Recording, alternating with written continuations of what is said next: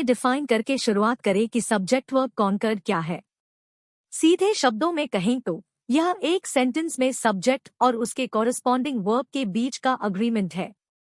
यह mainly singular और plural nouns pronounce के रेफरेंस में है जो सब्जेक्ट की तरह काम करते हैं। सरल शब्दों में हम कह सकते हैं कि नाउन और प्रोनाउन के आधार पर वर्ब डिसाइड होता है। जैसे नाउन सिंगुलर है तब सेंटेंस में वर्ब भी सिंगुलर होगा। आइए इसे एग्जाम्पल से समझते हैं। पहला सेंटेंस है Sonu Nigam sings the song. दूसरा सेंटेंस है Sonu and Shreya sing the song.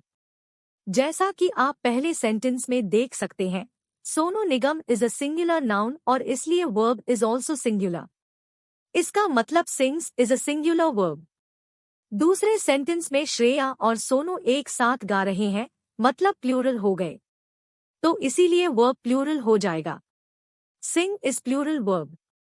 So in simple words, sings is singular verb while sing is plural verb. अब इस पिक्चर को देखिए, यहाँ कुछ प्रोनाउंस दिए हैं और वर्ब्स उनके सामने हैं। जहाँ पर प्रोनाउन सिंगुलर है वहाँ इस का यूज किया गया है। जहाँ पर प्रोनाउन प्लूरल है वहाँ पर आर का यूज किया गया है। आई के साथ हमेशा एम का यूज होता है। सेंटेंसेस को रीड कीजिए। I am confident. आई के साथ am. We are confident. We के साथ are. You are confident. You के साथ हमेशा आर आएगा।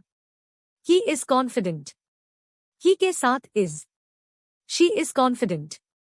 शी के साथ भी is. It is amazing. It के साथ भी is. They are confident. They के साथ आर। ध्यान रहे ये सब प्रेजेंट टेंस है। पास्ट टेंस में इसकी जगह वॉज और आर की जगह वो हो जाएगा। हैज और हैव का यूज प्रेजेंट परफेक्ट टेंस या प्रेजेंट परफेक्ट कंटिन्यूअस टेंस में होता है। सिंगुलर सब्जेक्ट के साथ हैज और प्लुरल सब्जेक्ट के साथ हैव लगता है। जैसे कि शी सिंगुलर सब्जेक्ट है तो उसके साथ हैज लगेगा। For example, she has a parrot. और क्योंकि दे प्लुरल है तो उसके साथ हैव लगेगा।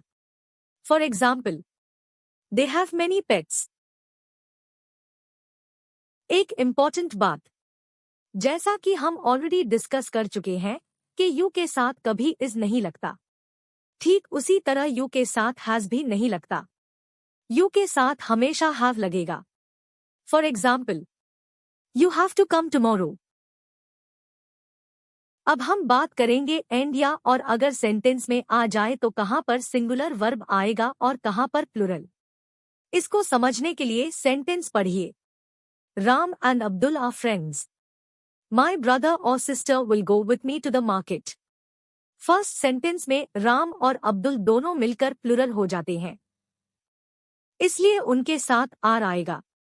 सेकंड सेंटेंस में ब्रदर या सिस्टर में से कोई एक मेरे साथ मार्केट जाएगा, इसलिए ये सिंगुलर हो जाएगा, इसलिए सेकंड सेंटेंस में गो का इस्तेमाल हुआ है।